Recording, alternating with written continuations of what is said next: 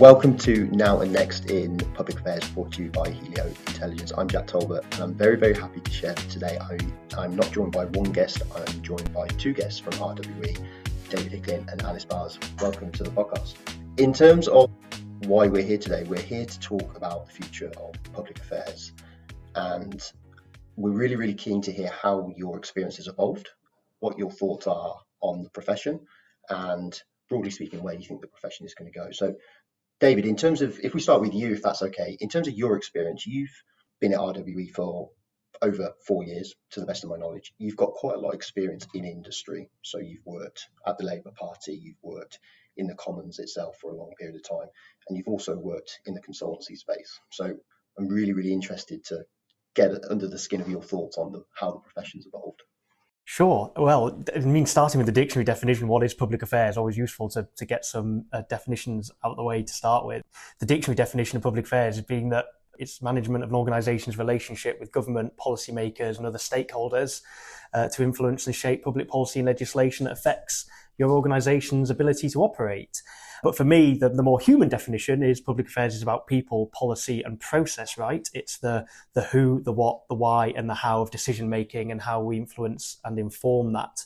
And really, it's not about at all, in my view, backroom deals or, agreements over long lunches or freebies and hospitalities, which we see reported in the press. Actually, for me, it's about building relationships with people. It's about building connection. It's about trust. It's about using correct language and narrative and framing for what you're trying to achieve. It's about delivering expertise and insight, and it's how you deliver what you want to the right people at the right time in the right way.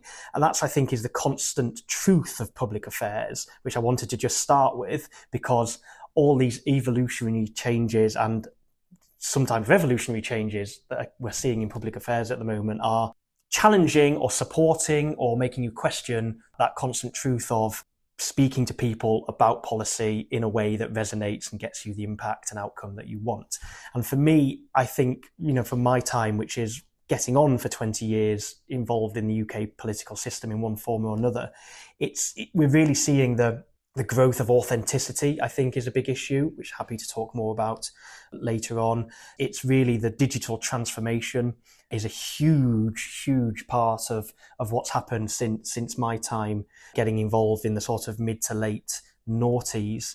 And that includes things like online exposure, and we're seeing political and policy debates moving much more online, political activity itself shifting towards social media and outputs on new channels and platforms, the creation of echo chambers and how you deal with that. We've got things like COVID and the increase in virtual working and activity. That's actually a big change for public affairs, because a lot of activity happens online now rather than face-to-face. And if you think that public affairs is about building face-to-face engagement and relationships, that might be harder because things are more virtual now. Actually, there's positives and negatives in my view. Virtual activity and engagement increases accessibility, broadens engagement, allows people who maybe aren't geographically close to where decision makers are to get involved in a debate. But maybe there's less opportunities for deepening that relationship as well. So I think there's challenges that we're seeing there, particularly since COVID, that have really put new questions in for how public affairs and political engagement takes place. And then really the decline of traditional media, the growth in new channels and platforms, misinformation and countering that as well as part of your public affairs activity. And then the broader issues around reputational management for companies, how people view you, the exposure that you get. Maybe Alice can say a little bit more about that in her role. But that for me are the big three issues, I think. The authenticity point, digital transformation of how public affairs and the political debate operates, and the challenges for organisations around managing their reputation and public-facing positions. Thank you, David. There's so much for us to unpack there. And I think we'll definitely come back to digital transformation. We'll talk about AI later on in the episode. A very good segue to Alice, which is be really, really good to hear your thoughts on what David said. I think it's really interesting to have someone of your experience from a corporate affairs angle commenting on the future of the profession, because my understanding is that you've worked in government, you've also worked in the private sector for over a decade. So your role as head of corporate affairs, it'd be great to hear your thoughts on what David's opened up with. Yeah, thanks, Jack. So, yeah, firstly, I'd agree with everything that David has just said and maybe just add to it. But before I do that, maybe just unpack the definition of public affairs a bit more, which David eloquently described. I do find the term sometimes public affairs a little bit misleading because what it misses, and certainly in an organisation like RWE, for us and the team, you know, we're a big global organisation, lots of technologies, lots of interests. And we actually spend a lot of our time looking internally and managing people internally. And we kind of act as a filter, really, to bring together, you know, all the different interests, concerns that the business might have, and try and prioritize that. And obviously there's a danger in a big company like RWE that you just listen to the person that shouts the loudest. But we have an important role in trying to prioritize issue A versus issue B. Where does that sit in the priority stack? And if our country chair has 5 minutes with the minister, and very often that is really what it is sometimes, where do we place the emphasis on that precious political capital that we've got to deploy? So really, public affairs is a lot about looking internally and managing people internally. But as you said, Jack, my role is a bit broader than just public affairs. I align and strategically steer all the pillars of corporate affairs. So that's not just public affairs, that's also social media and digital, our press, PR and events, and internal comms.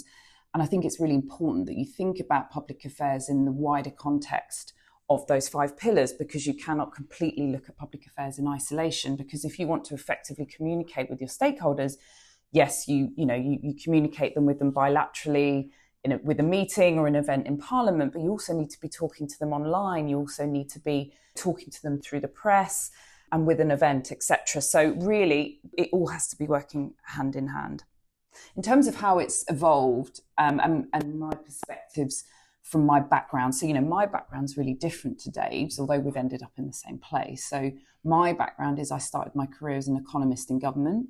So my training is in economics, and I spent time as a civil servant critically appraising policy. And I would sit across the table from, let's call them lobbyists, and felt that I would be a better civil servant if I had experience in industry, because only in doing so would I actually understand the sector that I was trying to create policy for.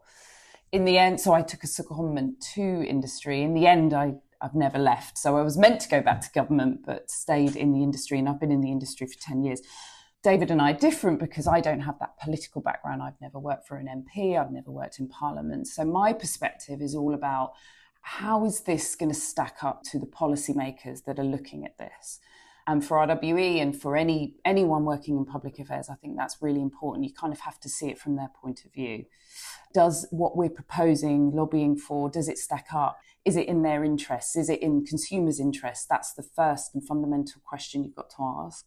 And then for me, because my training, economics, everything has to stack up from an economics point of view, right? It has to be analytically sound and robust. And again, I think that those are principles that RWE would always abide by. Thank you so much.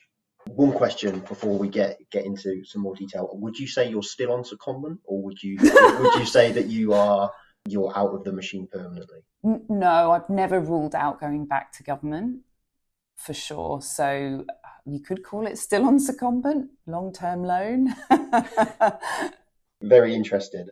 One of the things I'd like to pick up with both of you, and it relates a little bit to the internal audience. It would be really interesting to get your perspective on not just how significant in the internal kind of buy-in from stakeholders is, but how much of your time would you say is split between the external audience and the internal audience? And the reason I ask that is we've sat down with quite a few public affairs leaders from very different settings in very different sectors that have said that a massive part of what they have to do, or of their role, is playing the value back and almost fighting their corner internally. So it'd be really interesting to hear how that stacks up on your side.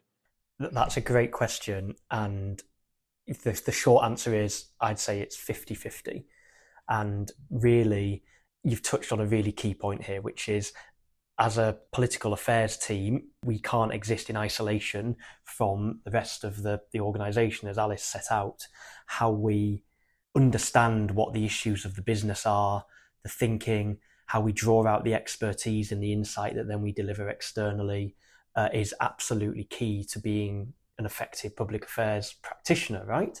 So we spend a lot of time, and actually this is testament to Alice, as I'm someone who came in to work for RWE after Alice, and have been really amazed and proud to see the structures Alice has put in place to ensure that we are, as a corporate affairs team, a public affairs team, really central to that process of how a company like RWE decides on its external positions or its views on issues, either policy, regulatory or political, and how we then agree that position, synthesize it, set out what our objectives are and our messages are, how we then take that and play that out externally across all the different platforms, or how we then communicate that back into the organization as well. And anyone who works for a large organization that's either got different operating entities within it or is in multiple markets will know this challenge of the constant trying to make sure that you're keeping everyone on the same page,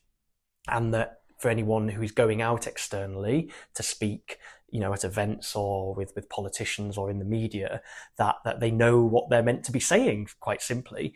And Alice has put in place a great structure, has built a literal structure around the corporate affairs team that means the rest of the company do report in to us, as opposed to us always trying to get into the room with the teams to understand what they're thinking. Is we bring the teams to us.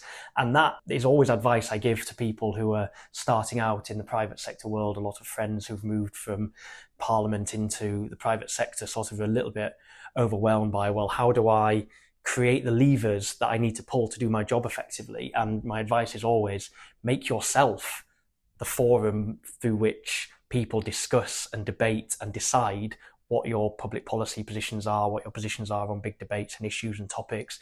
You be that convener within your organisation. And I think that is an absolutely fantastic way of working. And I think it makes us as a team incredibly effective and keeps our finger on the pulse about what the business is thinking, and therefore allows us to be better external advocates for the company. Thanks, Dave. No, pleasure. No.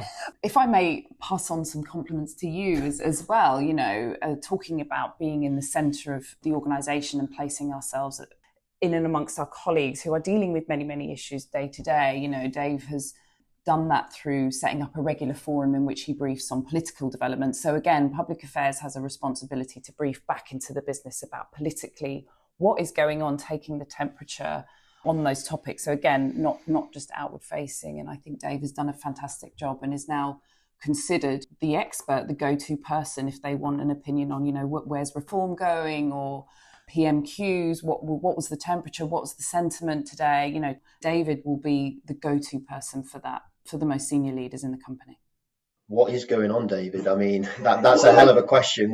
For the listeners to the podcast, it's the 18th of September, and it's been a fairly choppy time of the last couple of weeks. There is a serious undertone to my comments and question.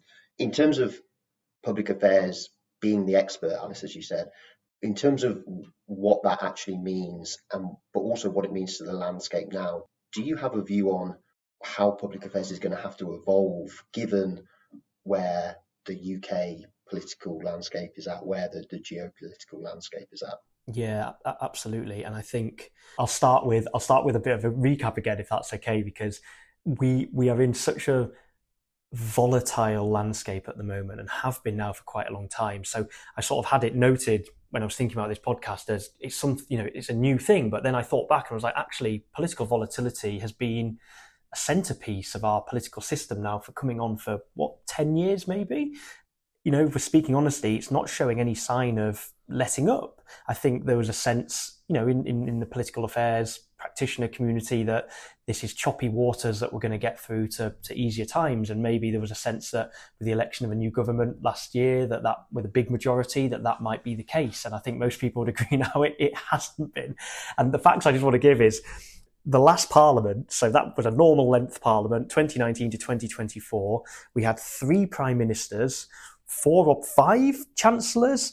For us in the energy sector, we had 6 different secretaries of state. We had 6 different energy ministers. We had 2 different departments. We had 4 different overarching guiding strategies for the energy sector in that time, in the space of 5 years. Less than 5 years.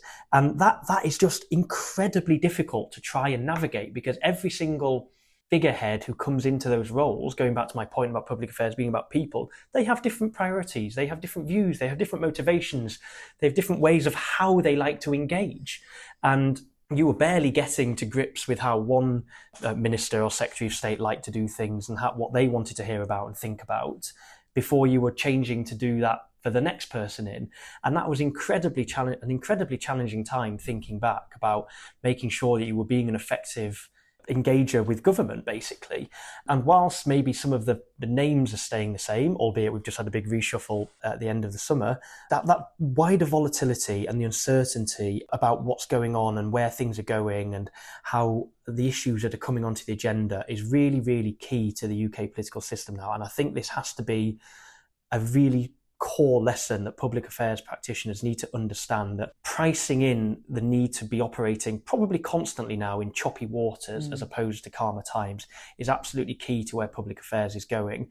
And I think something that is adding to that as well is everything is contentious now. Again, we're existing in the post-truth world, to coin the term, where you can't ever assume that even what were previously fairly agreed upon facts or positions can be seen as holding anymore. People are challenging and questioning and doubting all of these things. So you almost have to, it goes back to Alice's point about double down, on the one hand, double down about stating facts and stating what the reality is and using expertise and insight and evidence to back up your claims and positions, because that's so important, and you can't guarantee that the person you're speaking to necessarily holds those same views or positions as you.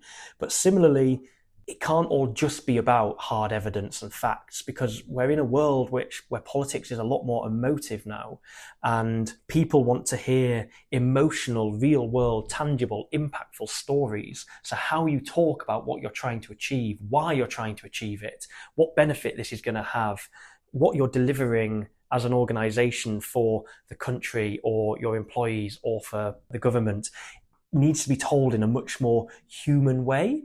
And I think sometimes big organizations, their natural language is corporate speak, right? Or the natural language is technical policy speak. And that's important, but it isn't everything now, and it's not going to get you to what you need, or it's not going to help you achieve your objectives. You've got to think in a human way and tell a story as opposed to just making a case, I think is probably the big issues that we're grappling with as public affairs practitioners right now.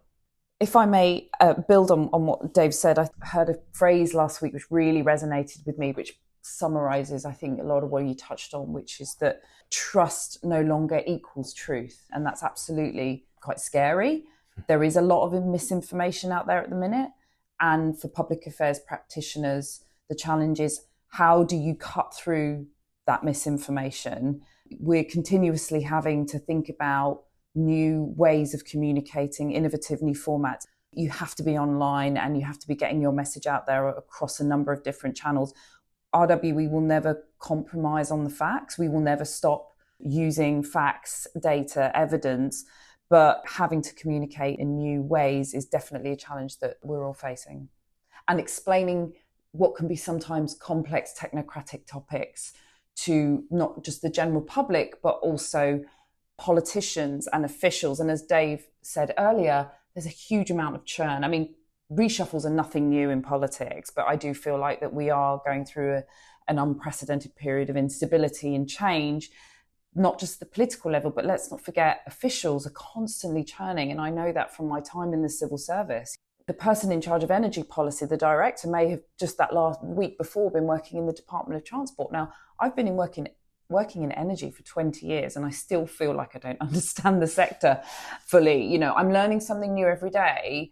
And that churn at the civil service level is also quite challenging to cut through. So when we're trying to communicate complex topics to those officials, you have to remember and don't take for granted that they don't understand the industry like you do. So when you're trying to communicate to them and convince them that policy A or policy B is a good idea, you have to really bring it to life with examples and just make sure that you pitch it at the right level, at their right level of understanding as well. And this is where my silver bullet ability comes in, because I'm at heart a political operator who's moved into the energy sector. I am the filter for what people who have a lot more expertise than me, like Alice and others in our company, are putting together. If I understand it, there's a good chance someone who isn't an expert on the energy sector will understand it. So I'm quite proud at my lack of knowledge and insight, because it means that I can be a critical, I can be a critical friend to the messages that we're trying to put out externally. I think there's a serious undertone to that, though, because the picture that you've painted is very, very clear, and for what it's worth, I think it's very, very accurate. The volume of change and churn and reshuffles over the last, let's call it 10 years, is apparent, and the ability, or maybe the skill, is having the ability to engage with someone in a way that they understand. They may not be experts at all. They may not understand all the technical jargon that comes behind your position. But if you can engage with them on a level, in a context that they understand, that appears to me to be the skill now, and is going to be the skill moving forward, which is quite a good segue to my next line of questioning, which is around tech and AI. Dave, let's start with you. What are your thoughts on the impact AI is going to have on public affairs? Well, not to spoil the answer, but I did ask AI that very question. So I have the AI answer, but I also have my own answer as well. And I think that actually summarizes my view on this, which is AI is obviously going to have a huge role in shaping and supporting, and in some ways challenging, how we undertake political affairs and lobbying activity. But ultimately, AI is not going to replace a human face-to-face conversation. And those points you just mentioned, Jack, about being able to communicate something to someone in a way that is pertinent to them. At the end of the day, that is a fundamental human-to-human interaction, and that's an earlier point I was making about what is the fundamental truth or essence of public affairs. It's that ability to talk to someone about something in a way that is compelling to them and brings them to your view or point of view. Or I asked myself that question: how does AI help do that?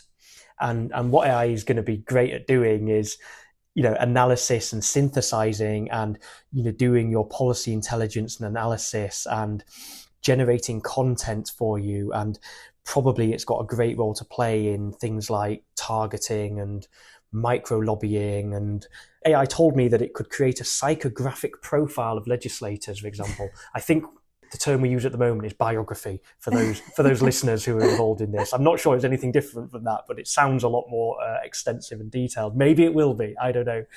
The monitoring and alerts, as you guys will know, that's a really important thing about how to keep your finger on the pulse. And I think it's still got a lot to show about what it can do in terms of the digital advocacy point, how we, the increasing number of levers that we have in the digital world to help shape and support our public affairs and advocacy activity. It's bewildering what AI, I think, is going to be able to do there.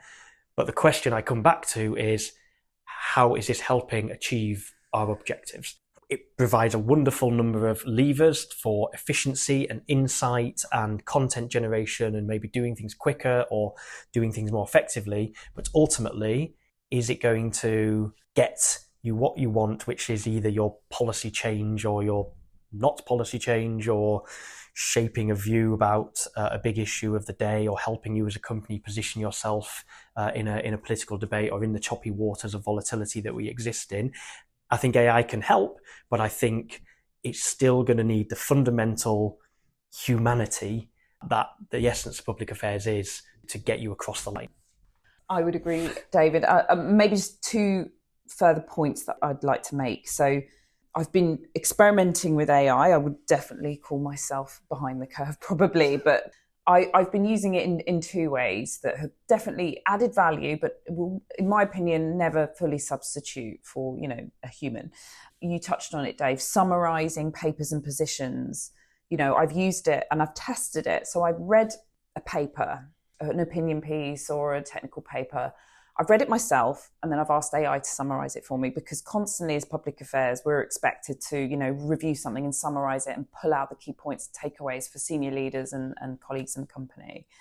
And the AI summary, for me, it was a good start, but it missed a lot of nuance, and it certainly missed the points in the paper that were actually really pertinent to our business. And it did that because it didn't understand our business as well as I do and the issues. Of course, you can create personas and things like that, which do get to know who you are. And maybe it's just me and how I'm not a great user of AI yet. I will be obviously in the future if I use it more. But for me, that's what's kind of missing at the moment.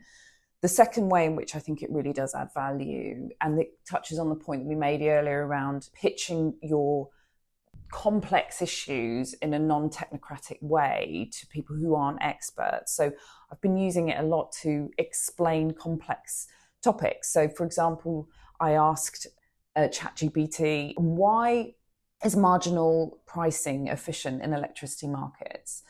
And then I was asking it, well, how would you explain marginal? Because I'm an economist. I mean, in my head, I know why it works, but not everyone has had that training. So, I used ChatGPT to help explain in layman's terms why marginal pricing is efficient in any market, because, that's a fundamental principle of economics. But I need to be able to explain that to someone who perhaps doesn't have that training. So I find it really useful for that. And that's what I'm using it for in the minute. I think it raises lots of questions, AI. I don't think we're there yet in terms of a profession, in terms of we know all the answers. And I think the more we discuss it, the more questions are coming out. So we've spoken with people on this podcast and off the podcast about what impact it's going to have. And broadly speaking, I think it's fair to say people are kind of along the same lines. We think it's going to improve efficiencies, yes.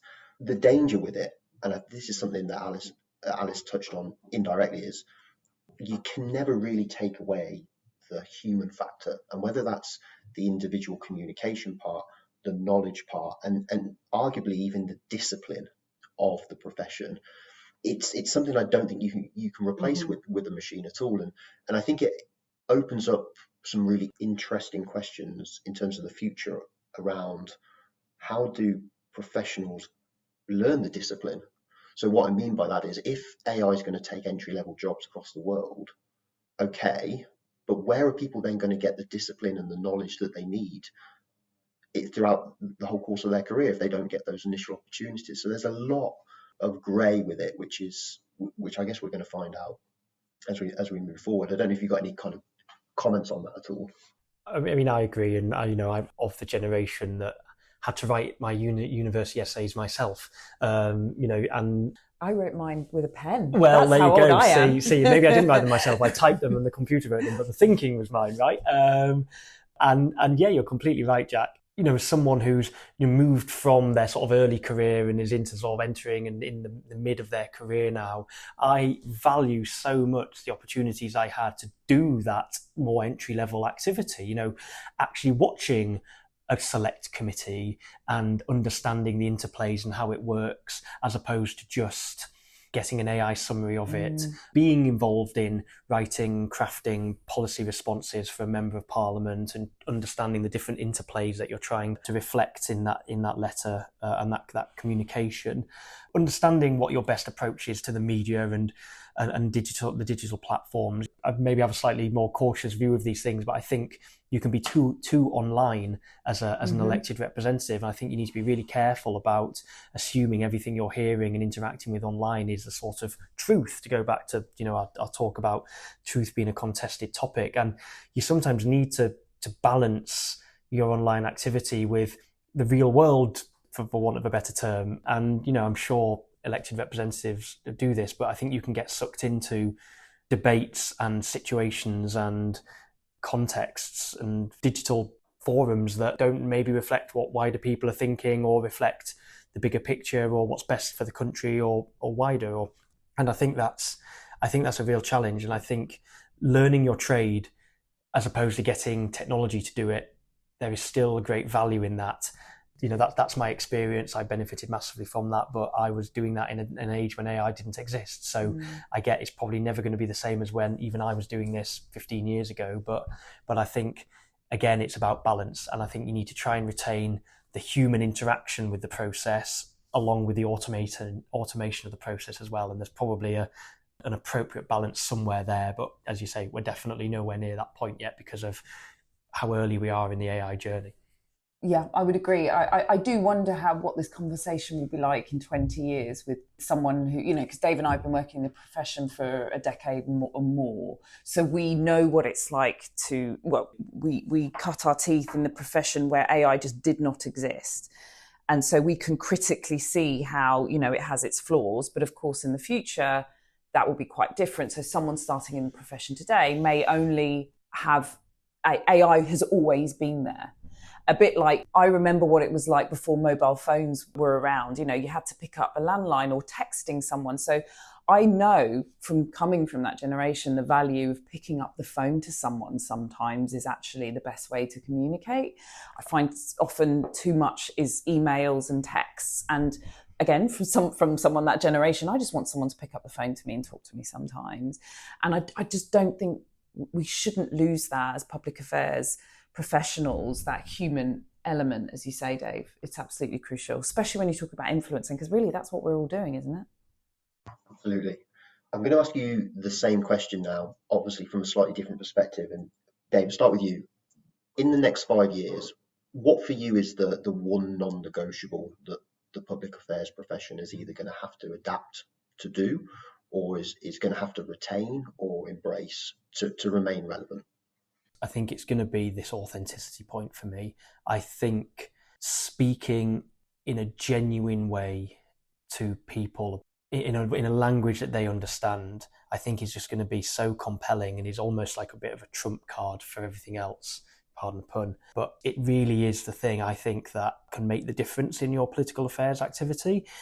I think you can put all sorts of weird and wonderful mechanisms and technological aspects and tools to your lobbying activity, but fundamentally, I still think nothing's going to beat that direct conversation that helps to shape someone's thinking. And ultimately, still the most powerful way to do that is face-to-face in a language that they understand and speaking plainly and clearly to that person, using the motivations that are driving them to come to the issue. I think is just, you can't beat it, I think. And I think that's why, we keep making the point about one of the fundamental truths of public affairs, that despite everything that's happening, I still just think that holds true. And that, for me, that would be it. Making sure you're speaking authentically about your issue, and everything, all the messaging and narrative that you're putting around that reflects that. Thank you. I'm going to go to Alice, obviously the same question, but very interested to hear it from the lens of being a corporate affairs leader. What do you see as the non-negotiable for public affairs? I think, again, building on what Dave has said, it's the post-truth era, like operating in that new world where, trust no longer equals truth. I mean, of course, facts are facts, but a feeling a gut feeling that might be driving a particular policy on the right or the left of the political spectrum, that often isn't just based on facts. That's just a gut feeling. So, communicating with people with as much facts as possible, but also appealing to their feelings, I think is important, and trying to cut through where possible that misinformation will be absolutely critical. Couldn't agree with you more. Thank you so much. We're going to move on to some slightly lighter questions before we finish. And for all the listeners, we've not briefed Dave or Alice on these questions. So it'll be interesting to see what we find out. Dave, maybe we will start with you. Maybe could you share your favourite or best party conference experience or story? Ooh, I mean, definitely, there's a definite answer here. It was the Liz Truss Conservative Party conference. What year was that? 2022? That was a masterclass in witnessing a bin fire. I'm sorry. It was just remarkable to be, and again, it comes back to the point about being physically present in politics still has its value, because you just saw the collapsing of a government, and maybe not quite the Conservative Party at that time, but everything that was going on during that conference, it was all happening in that place. And, often when things are happening in government, it's behind closed doors in Downing Street or in the Treasury, and, there's lots of speculation. But because it was happening at the party conference, you were there as an attendee, and you could see the panic in the eyes of cabinet ministers and ministers. You could sit in fringe events and see the message discipline break down because the direction on what the position was just wasn't being given. You could see, there was a cabinet minister who appeared in an event who just didn't make any remarks, even though they'd been billed as speaking, because they were just under too much heat that they just couldn't say anything that wasn't about the major issues blowing up at that conference. And they said thank you for coming and left, and the room was stunned. And it was just remarkable to see that happening. And I think that was probably a very rare occurrence. I've been going to party conferences for over 10 years now, and I'd never seen one. You talk about good and bad conferences, but that really was one where collapse of a government was taking place before your very eyes. So absolutely, hands down, 2022 Conservative Party conference. Before I go to Alice, I would probably just come in, and I don't usually comment on these things, but I was also there, and I would agree with everything you said. I think that the one thing that from memory that summarises it quite well was I remember being in the main bit in the ICC in Birmingham where they sell the merchandise. And I'll never forget, I took a photo of it, the mug that says, "In Liz we trust." Well, I managed to buy one of them before they sold out, because they did sell out. So there was still some popularity there. But yeah, They'll confession. be collector's items, well, I'm sure. Confession, now. I collect niche political mugs. So there you go. There's some breaking news for you. But I was really happy to get my hands on the Liz Truss one, because that has proved to be quite a special one. I only get it out for the special guests in my house. Alice, same question. Same question. Well, I'm fortunate or unfortunate enough not to have attended many conferences, partly due to the fact that I've had a few spells of maternity leave, having recently had 2 children. And also I kind of delegate to Dave going to these things. So it's been a while since I've been to a conference. I could tell you the story about how I sang karaoke with some ministers at an after party at one of the conferences. That was probably one of the lighter, fun moments and memories I've got of conference when I did go. So I guess I'd say David's anecdote is probably the more interesting one. I don't have anything further to add, only to say that, and speaking very honestly, Dave and I have constant discussions about the value of going to these conferences. And I did recently challenge him on it, actually. I said to him, how many people do we send to these conferences? It costs a lot of money. It's not just the ticket, it's the time out of the office, etc. And Dave, you made a really good point, and your example eloquently evidenced this, is you cannot substitute the value of conferences, bringing people together to be in the room and to take the temperature. And I would say, again, AI is never, ever going to substitute that, or at least I hope it doesn't, because I think that is absolutely value. And again, as public affairs professionals, we cannot compromise on that. In terms of the karaoke, was there any particular song? I've got a video of it somewhere. I'll have to dig it out. Jack, afterwards I'll show you. I'll wait for that. Next question. Again, Dave, we'll start with you. Who's your favourite Prime Minister? Ooh. I mean, maybe, again, I'm biased and I'll be showing my political allegiances here. Well, you already briefed them at the start. But I had a lot of respect for Gordon Brown, I must say. I came into politics. I was very interested in politics as I was growing up. So, came of age in the sort of Blair New Labour era. But I think for me, Gordon Brown came in at a time when 10 years of a government always going to be a tough deal and a tough sell. I think the issues that he ended up having to battle with were just absolutely monumental. And, you can argue that they're still playing through today, dealing with the financial crisis. And whilst no one would say anyone's response to that was perfect, I think what he did to brigade the international community to act in lockstep on that was remarkable and probably quite undervalued. And I think that without that, we could have seen some even more devastating consequences. And you can always talk about counterfactuals, but I think without that, that would have been we may be in an even worse situation back then, or even today, if that's possible. So I would say favourite Prime Minister, Gordon Brown, because of the hand he got dealt and the way that he then played it and saw it through. And even though the writing was arguably on the wall, managed to deliver not a bad result given the results we've seen in recent times for major political parties. Denied the Conservatives a majority and sort of kept Labour respectable going into opposition, I would say. So that's it for me. Alice, favourite Prime Minister? What a great question. I would maybe agree with David that Gordon Brown had many, many, many qualities. And, in a way, it was a pity that the global financial crisis happened on his watch, because if it hadn't, perhaps we would have had a different outcome of the 2010 general election. He was dedicated to, he was fiercely intelligent across so many details. But what he wasn't very good at was the kind of appealing to the electorate. No one really liked him. And I think his predecessor, Tony Blair, was a completely different character. I mean, he was obviously very intelligent as well, but he just spoke to the public in a way that I don't think we've ever seen since.